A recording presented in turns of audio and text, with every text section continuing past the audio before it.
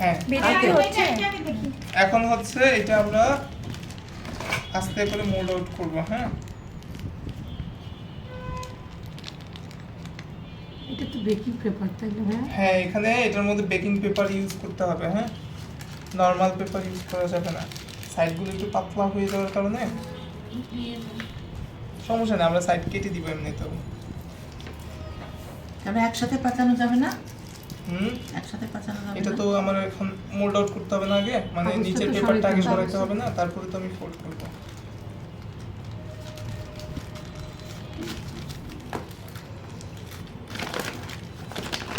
আমাদের হবে এরকম? কেন হবে না?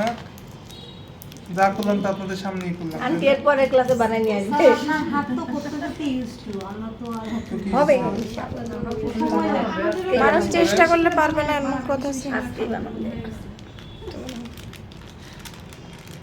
অনেকদিন পর করতে গেলে তখন ঝামেলা, রান্না রাখতে হবে।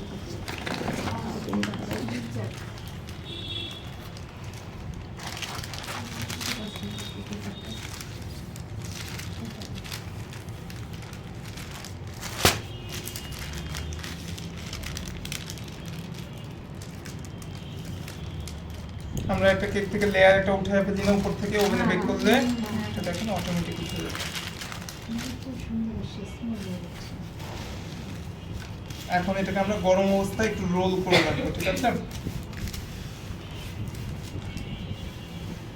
গরম অবস্থায় এটাকে রোল করে রাখতে হবে। কেন গরম অবস্থায় রোল করবো বলেন তো?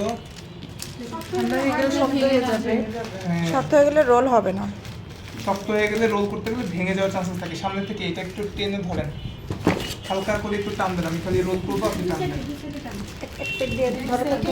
টানতে থাকেন জাস্ট, টেনে টানতে থাকেন। ওকে চলে ওকে, এটাকে এই অবস্থায় ঠান্ডা করবেন। আল্লাহ কেমনে হইলো আমি তো বুঝলাম না। কেন? এই অবস্থায় এটাকে এখন ঠান্ডা করবেন। হ্যাঁ তারপর আমরা কেক আন্টি নিয়ে কাজ ভিডিও করব। দিয়ে দেবো দেখেন। মানে টেনে টেনে না? হ্যাঁ হ্যাঁ না এই শুধু এইটা টানতে হয়েছে, এটা ধরতে হয়েছে টান দিয়ে।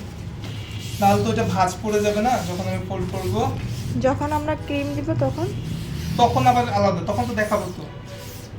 শেষ করি তাহলে তো এই মোল করার সময় ইয়ে করা লাগে, একজন হেল্পিং হ্যান্ড লাগবে।